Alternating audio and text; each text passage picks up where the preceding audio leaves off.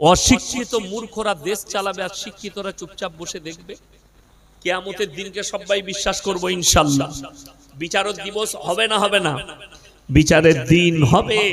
আমি প্রথমেই শোনালাম সূরা কাহফের প্রথম আয়াত, ওয়া ইন্না লাজাইলুনা মা আলাইহা সাইদান জুরুজা। গোটা পৃথিবীটাকে লেভেল করে দেব। আল্লাহ তাআলা মানুষকে পুনরায় তুলবেন। আর কিয়ামতের ময়দান শুনেলেন। আজকে অনেক মানুষ, অনেক জ্ঞানী, তারা বলে, আমাদের ভারতের জ্ঞানীগুণী মুসলমানরা বলে, আরে মৌলী সাহেব মানুষ, আমরা জলসা করছি, আপনারা জলসা করছেন ভারতের মাটির, আপনি আল আকসা নিয়ে কথা বলবেন কেন? আল আকসা ফিলিস্তিনে আছে, তোমার জানা নেই? আল আকসার সঙ্গে মুসলমানের রুহানি সম্পর্ক। কি সম্পর্ক বললাম? রুহানি। কি সম্পর্ক? শুনেলেন, আপনি মারা গেছেন এই নদিয়ার মাটিতে, কিন্তু কিয়ামতের ময়দান হবে আল আকসার ময়দানটাই হবে কিয়ামতের ময়দান, ফিলিস্তিনের ময়দানটাই হবে কিয়ামতের ময়দান।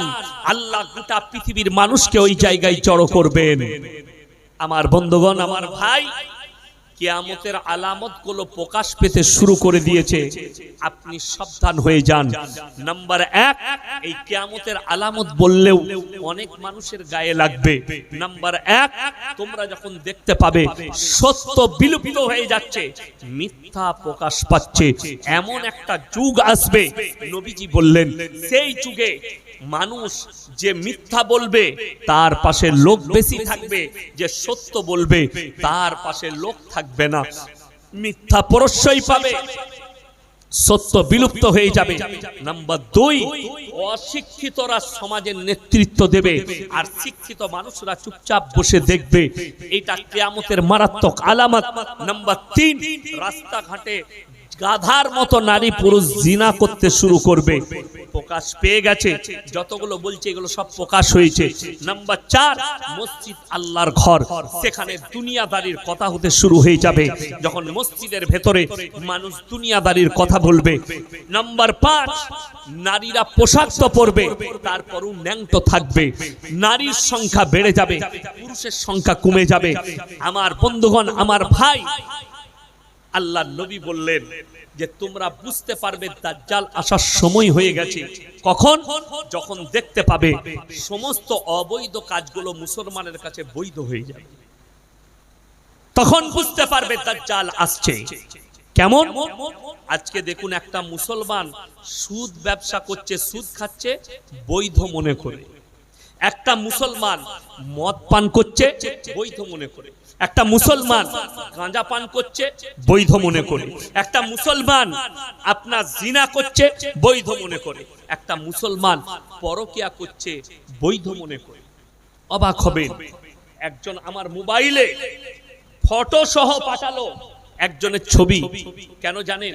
বললে, হুজুর, এই যে ব্যক্তিটা, এটা আপনার খুব কাছের মানুষ, আর সত্যিকারই সে আমাদের কাছে। আমি বললাম, কি ব্যাপার?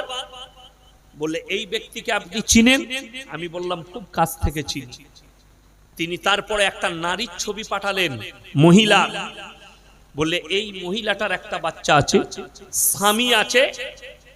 এই ব্যক্তি এবং যে ব্যক্তিটা ছবি পাঠিয়েছে, ব্যক্তিটা ছোটখাটো ব্যক্তি নয়, দামি ব্যক্তি, এবং আমি তাকে মুমিন ভাবতাম, ইমানদার ভাবতাম।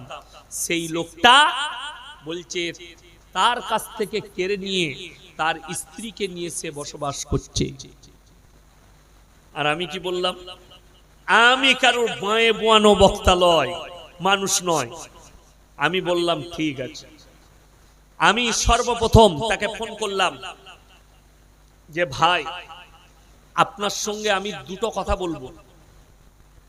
সত্য বললে আপনি বলবেন সত্য বলছি, আর আমি যদি মিথ্যা বলে থাকি তা আপনি বলবেন মিথ্যা এবং প্রমাণ দিবেন। বলে, কি? আমি বললাম, তুমি অমুক জনার স্ত্রীকে নিয়ে আছো? বলে, হুজুর, হ্যাঁ, ডিভোর্স হয়ে গেছে। আমরা ডিভোর্সের পেপারটা পাঠাও আমাকে। বলছে, হুজুর, পাইনি হাতে। আমরা, কতদিন হলো? বললে, 3 মাস। আমি বললাম, তুমি কাল সকালে বললে, আজকে বললে, কাল সকালে ডিভোর্সের পেপার আমি দিয়ে দেবো সই করে। কি বলছো তুমি? আমার হাতেও রেজিস্ট্রি ম্যান আছে, অনেক আলেম ওলামা রেজিস্ট্রি করে, বন্ধু বান্ধব আছে, তুমি মিথ্যার প্রশ্রয় নিচ্ছ একটা পাপকে লুকাবার জন্য। আমার সাথে সম্পর্ক তোমার। সে বলে হুজুর কেউ আপনাকে লাগিয়ে যাবে না। শুনো, সত্য না মিথ্যা বলো? বলে সত্য। আমি তুমি জীবনে আর আমাকে ফোন করবে না, আর কারুর কাছে বলবে না ইয়াসিন সাহেবের সাথে আমার সম্পর্ক আছে। হ্যাঁ, তুমি যদি ইস্তেগফার করে ফিরে আসো। বলে হুজুর সহি তরিকা কি? তার স্বামী তাকে ডিভোর্স দেবে, সে ইদ্দত পালন করবে 3 হায়েজ পর্যন্ত, তারপরে তুমি তাকে বিবাহ করতে পাবে, তার আগে নয়। বাকি যতদিন তোমার কাছে থাকবে তুমি জিনায় লিপ্ত হয়ে আছো। এই অবস্থায় বাচ্চা পয়দা হলে হারাম আওলাদ হবে। অথচ এই লোক হারাম হালাল সব জানে, এই লোক সব কিছু বুঝে, তারপরেও তাকে আমাকে বুঝাতে হচ্ছে। আপনি কি বলবেন? অনেক মুসলমান এইগুলোকে হালাল মনে করে এই মৌলবীকে না জানিয়ে, আমি যদি এই পাপটা করি আর মৌলবীকে বলি, মৌলবী তো আমার মুখে বলবে হারাম। জানানোর দরকার নেই। লোকের বউকে নিয়ে পালিয়ে এসে বাস করছো তুমি, আল্লাহর কাছে কি জবাব দিবে? সবাই নিয়ত করুন হালাল পথে চলবো ইনশাআল্লাহ। লাস্টে আমি বলবো, জীবনে বেঁচে থাকতে থাকতে যারা আমার বাবাজি বসে আছেন, আমার ভাই বসে আছেন, মা বোন, দুনিয়াতে বেঁচে থাকতে থাকতে যদি পরকালটা সুন্দর করতে চান, 3টে সাদকা করে যাবেন। সকলে জোরে বলুন ইনশাআল্লাহ। কটা বললাম বাবা? 3টে। 1 নম্বরটা হচ্ছে নেক সন্তান তৈরি করে যান। মরে যাওয়ার পরে যেন আপনার সন্তান আপনার জন্য দোয়া করে, আপনার জন্য সাদকা করে, আপনার জন্য দান খয়রাত করে, আপনার কবর জিয়ারত করে। নেক সন্তান রেখে যান। নাম্বার 2, আপনি দুনিয়া থেকে যাবার আগে নিজের নামে সাদকায়ে জারিয়া করে যান। অনেকজন আশা করে আছে আমি বেটা দিকে দিয়েছি, আমার বেটারা আমি মরে যাওয়ার পরে দান করবে। আরে তোমার জানা নেই, আমার বর্তমান জেলার খবর, বাপ মারা গেছে, বাপ মরে যাওয়ার দিনে বিরিয়ানি করেছিল সব মেহমান দিকে খাওয়াবার জন্য, 3 বোতল গোলাপ পানি বেড়ে গেছে। ক বোতল বললাম? 3 বোতল। ভাই হচ্ছে 4টা। ভাই কটা? 4টা। বললে গোলাপ পানি গুলো বাটি করে ঢেলে ভাগ কর। বাপের কবরে এখনো হিসেব চলছে। ঘুরে এসি বলছে বোতলগুলো ঘুরে লয়, 3টে বোতল আছে, 4 ভাই, বাটি করে একটা কটোরা করে ভাগ কর। আর সে তোমার নামে সদকা করবে। বেঁচে থাকতে থাকতে আপনি সাদকায়ে জারিয়া করুন, কিয়ামতের সকাল পর্যন্ত আপনি নেকি পাবেন। করবেন? জোরে বলুন ইনশাআল্লাহ। নাম্বার 3, খায়রুকুম মান তাআল্লামাল কুরআন আল্লামাহু। যারা ইলম হাসিল করে অপরের কাছে পৌঁছে দেয়। এই মাদ্রাসার সেক্রেটারি, কেসিআর, প্রেসিডেন্ট, যত জিম্মেদার আছেন, এই মাদ্রাসার যত শিক্ষক আছে, শুধু নেকি পাবে না, এদের মাধ্যম দিয়ে যত হাফেজ, যত আলেম তৈরি হবে, তারা যখন দুনিয়াতে দিন প্রচার করবে, সেই সমস্ত নেকিগুলো সেক্রেটারি পাবে, কেসিআর পাবে, প্রেসিডেন্ট পাবে, হেডমোল্লা পাবে, শিক্ষক পাবে, পেতেই থাকবে। এইভাবে একের পর এক পেতে থাকবে সাদকায়ে জারিয়া। আমার বন্ধুগণ, 3টে ব্যক্তির দোয়াকে আল্লাহ ফেরোয় না, কবুল করে নেয় সঙ্গে সঙ্গে। কটা বললাম? 3টে। নাম্বার 1, ওয়া আতিদাল কুরবা। কাছের গরীব যদি হাত পাতে, আল্লাহ তার হাতকে ফিরাই না। ওয়াল ইয়াতামা ওয়াল মাসাকিন। এতিম আর মিসকিন যদি তোমাদের কাছে হাত পাতে, তাদের হাতকে ফিরিও না, আল্লাহ এদের দোয়াকে সঙ্গে সঙ্গে কবুল করেন। ওয়াবনাস সাবিল ওয়ালা তুবাদদির তাবদীরা।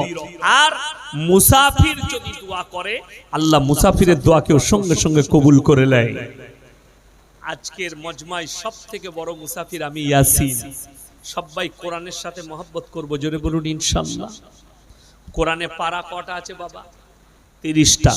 আমি আপনাদের কাছে, শাহজাহান ভাই অনেক টাকা চেয়েছে, আমি কিছুই চাইবো না, আমি খালি চাইবো 30 পারা 30 জন ব্যক্তি একটা করে কোরআনের দাম 500 করে টাকা আমার হাতে দিয়ে যান, মুলাকাত করে যান, দোয়া নিয়ে যান। আমি মুসাফির, আপনার লেগে দোয়া করব। যদি না থাকে, আপনি ফোন পেতে থাকলে ফোন পেতে দিয়ে যান, কালকে দিবেন, পরশু দিবেন। আমি মাত্র 30টা কোরআন শরীফ চেয়েছি। মায়েদের মধ্যে, আপনাদের মধ্যে কে দিবেন তাড়াতাড়ি উঠে আসুন। 500 করে টাকা, একটা করে কোরআন শরীফ। মাত্র পাত্র 500 করে। নবীজি বলেছেন জাকিরা, গচ্ছিত সম্পদ। কিয়ামতের দিনে মানুষ তো কাঁদতে লাগবে, আমি যদি আরো কিছু বেশি দান করতাম আমার জন্য মঙ্গল হতো। আমার বন্ধুগণ, 1 নম্বর কে আছেন 500টি টাকা একটা করে কোরআনের জন্য বলেছি, মাত্র 30টা কোরআন শরীফ। যদি পয়সা না থাকে আপনি ফোন পেতে দিয়ে যান। মাশাআল্লাহ, আসুন আসুন ভাই, আপনাদের ফোন পে স্ক্যানার কই, স্ক্যানার দেন। মাশাআল্লাহ, আসুন, জাযাকাল্লাহ। কটা দিবেন? একটা। মাশাআল্লাহ, এসো বাবু, জাযাকাল্লাহ। আল্লাহ তোমার হায়াতে বরকত দেখ। এই দেখেন স্ক্যানারটা দেন। দুটো হয়েছে, দুজন ভাই হয়েছেন। মাশাআল্লাহ, আমি 30টা। আচ্ছা মাশাআল্লাহ, 3 জন হয়ে গেল। আসুন, জাযাকাল্লাহ। আল্লাহ আপনার হায়াতে বরকত দেখ। মাশাআল্লাহ, 4 জন হয়ে গেল। জাযাকাল্লাহ। আসুন ভাই, মাশাআল্লাহ, 5 জন হয়ে গেল। আসুন, জাযাকাল্লাহ। 6 জন। মাশাআল্লাহ, আসুন ভাই, 7 জন। আল্লাহ হায়াতে বরকত দেখ। মাশাআল্লাহ, 8 জন। মাশাআল্লাহ, 8 জন। কই আপনাদের মোবাইলে নিয়ে এলেন? 9 জন। মাশাআল্লাহ, আসুন ভাই তাড়াতাড়ি। জাযাকাল্লাহ। 10 জন। আল্লাহ দানকে কবুল করুক। 11, 12, 13। মাশাআল্লাহ, আল্লাহ দানকে কবুল করুক। মাশাআল্লাহ। ফোন পে নম্বর লাগবে? 14টা। আরে তাড়াতাড়ি নিয়ে আসুন স্ক্যানার। মাশাআল্লাহ, 15। আরে স্ক্যানারটা নিয়ে আসুন তো এখানে। মাশাআল্লাহ, 16। হ্যাঁ আপনারটাই দেন, দেন এখানে দেন। ওইদিকে যান তো, ওইদিকে গিয়ে দিয়ে দেন তো। মাশাআল্লাহ, 16টা। জাযাকাল্লাহ। মাশাআল্লাহ, 16, 17টা। কি নাম বাবু? আতিকুল ভাই 17 নম্বরটা দিয়েছে। আল্লাহ দানকে কবুল করুক। 18টা। মাশাআল্লাহ, স্ক্যানারে দিবেন, ওইদিকে দেন। মাশাআল্লাহ, 18টা। 19টা হয়েছে। জাযাকাল্লাহ। আচ্ছা, দুটো দিয়েছেন। 20, 21টা। আপনার একটা 22টা, তোমার বাবু একটা 23টা, এই একটা চলে এসছে 24টা, একটা 25টা। মাশাআল্লাহ, আল্লাহ হায়াতে বরকত দেখ। আমার ভাই আর মাত্র 5টা লাগবে ইনশাআল্লাহ। আর 5 জন ভাই কে কে আছেন? আর 5টা দিলেই হয়ে যাবে। মাশাআল্লাহ, আর 5টা স্ক্যানারে। মাশাআল্লাহ, এই দেখেন 26টা হয়ে গেল। আর কোন আল্লাহ, মাশাআল্লাহ, স্ক্রিনে দিচ্ছেন। মাশাআল্লাহ, 27টা। জাযাকাল্লাহ। এই দেখেন 28টা, সব স্ক্রিনারে। 28টা হয়ে গেল। আর মাত্র 2 জন আল্লাহর বান্দা কে আছে? এসো বাবু। মাশাআল্লাহ, এই দেখেন 29টা হয়ে গেল। 30 নম্বরটা কে আছেন? কোন আল্লাহর বান্দা আছেন 30 নম্বরটা? ইনশাআল্লাহ দেখি 30 নম্বর আল্লাহর বান্দাটা কে আছে? মাশাআল্লাহ, আসুন, জাযাকাল্লাহ। এই দেখেন 30 নম্বর চলে এসেছে। এই দেখেন আরো একটা হয়ে গেল, 30 নম্বর হয়ে গেল। মাশাআল্লাহ, জাযাকাল্লাহ। আমি অন্যান্য জেলায় বলি যে মুর্শিদাবাদ নদিয়ার মাটি হচ্ছে দানের মাটি। দানের হাত অনেক লম্বা। আল্লাহ আপনাদের হায়াতে বরকত দেখ। মাশাআল্লাহ, আল্লাহ আপনার হায়াতে বরকত দেখ। মাশাআল্লাহ, ওহিদ আলী মল্লিক ভাই 10,000 টাকা। আল্লাহ ওনার দানকে কবুল করুক, নেক নিয়তকে আল্লাহ পুরো করুক। কারোবারে আল্লাহ বরকত দেখ, রুজি রোজগারে আল্লাহ বরকত দেখ। জাযাকাল্লাহ। হ্যাঁ গো, 31টা হয়ে গেল যে। হ্যাঁ, মাশাআল্লাহ।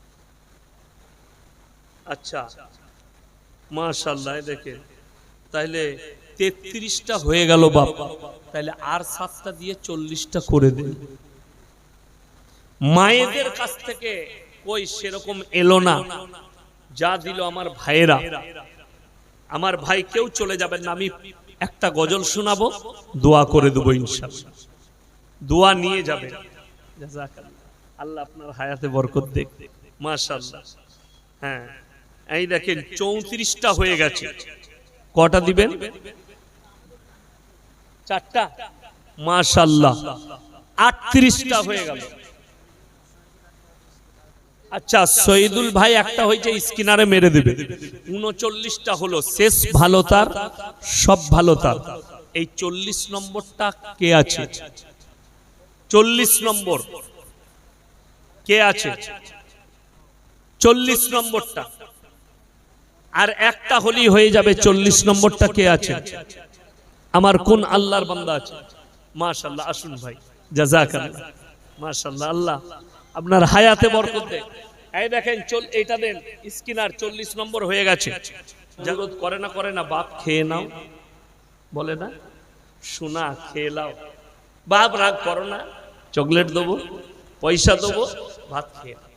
যখন সে 3 বার 4 বার মায়ের 5 বার ডাকে আসে না, মা বিরক্ত হয়ে বলে আর ডাকতে পারলাম না, খাবি তা খা, না হলে বুঝে নে।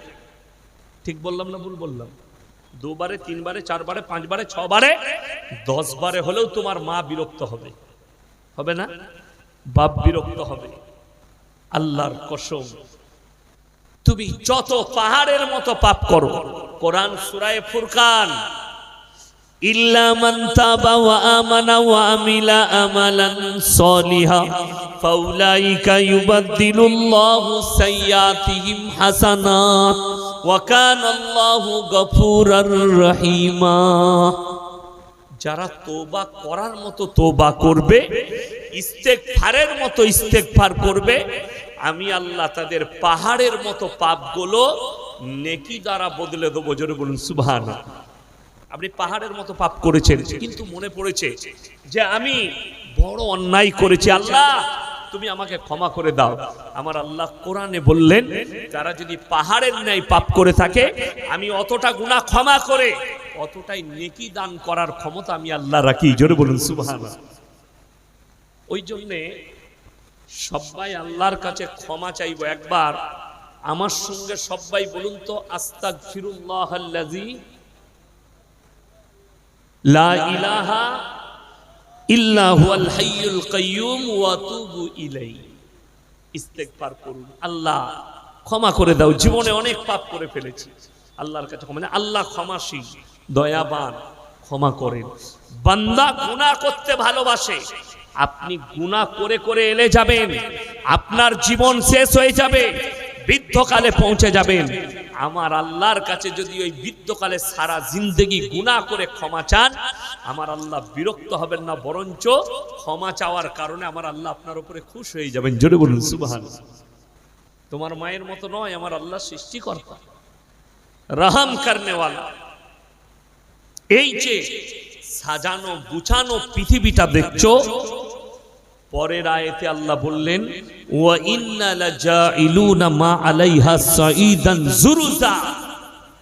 আবার এমন একটা দিন তোমাদের চোখের সামনে আসবে, এই গাছপালা, পাহাড় পর্বত, নদ নদী নালা কিছুই থাকবে না, আমি প্লেন করে দেব। যেমন একটা খেলার মাঠ হয়, গোটা পৃথিবীটা এরকম করে দেবো, একটাও আর কিচ্ছু থাকবে না। এটা কোরআন, কিছুই থাকবে না, সব লেবেল। ওই জন্য আমার বন্ধুগণ, আজকে সবাই হাত তুলে বলুন, আমরা সবাই আল্লাহর প্রিয় হব ইনশাআল্লাহ। হবেন ইনশাআল্লাহ। আল্লাহর প্রিয় হতে গেলে 5টা জিনিসের ওপর বিশ্বাস এবং আমল করতে হবে। সবাই করব ইনশাআল্লাহ। দেখি ইনশাআল্লাহ বলছেন, কতটা করতে পারেন সেটা দেখি। কোরআন খুলুন, কোরআনে প্রথম সূরা হচ্ছে সূরা ফাতিহা। আমাদের সমাজের লোক, আমরা নামাজে সূরা ফাতিহা পড়ি না? পড়ি না? পড়ি। ওয়াদা করি কি, ইয়্যাকা নাবুদু ওয়া ইয়্যাকা নাস্তাইন। আল্লাহ তুমি ছাড়া কারুর উপাসনা করি না, তুমি ছাড়া কারুর কাছে ভালো মন্দ চাই না। তাইলে গাছতলা, মাজার, রওজা, থান, দরগা এগুলো কি করে এলো? খুব ভালো করে বুঝবেন। এই গ্রামে আপনার চাচার একটা দোকান আছে, আপনার গ্রামে আপনি সকালবেলায় বিস্কুট কিনবেন, বিস্কুট আপনি চাচার দোকানে না কিনে নরেনের দোকানে অন্য পাড়ায় গিয়ে একজন নরেনের দোকান থেকে বিস্কুটটা কিনছেন। দুটো মানে দাঁড়াবে এটাই কি, এক হচ্ছে চাচার কাছে মাল নেই, আর তা না হয় চাচার সঙ্গে আপনার দ্বন্দ্ব আছে, ঝামেলা চলছে, ঠিক কি না? দুটোর মধ্যে একটা কারণ দাঁড়াবে। তো যারা আল্লাহকে বাদ দিয়ে রওজা, থানে, দরগায়, কবরে, গাছতলায়, ছাসতলায় চাইতে যায়, দুটো মানে জানাবে, হয় আল্লাহর কাছে মাল ফুরিয়ে গেছে, না হলে আল্লাহর সঙ্গে তোমার ঝামেলা আছে।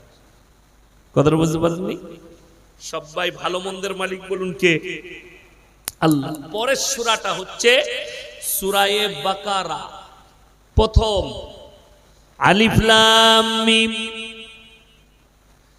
যালিকাল কিতাবু লা রাইবা ফীহি। মারাত্মক ভাষা আল্লাহ।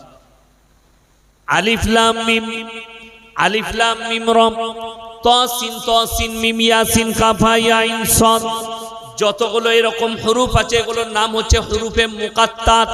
এর মানেটাই আল্লাহ ছাড়া পৃথিবীর কেউ জানে না। এর মানেটা পৃথিবীর কি করবে, কোথায় নিয়ে যাবে, কি করতে?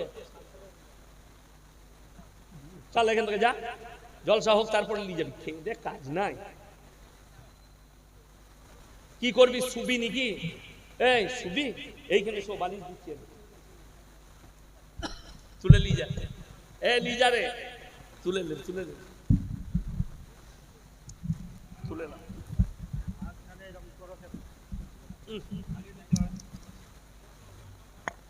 নিয়ে যাও।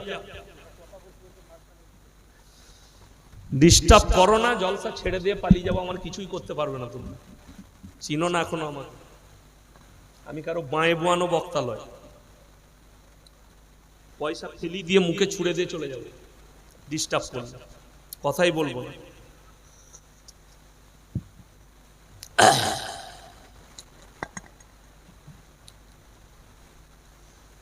লাইন আউট করে দিলে গাঁজাখড়ি গল্প করে দিয়ে পালিয়ে যাবে।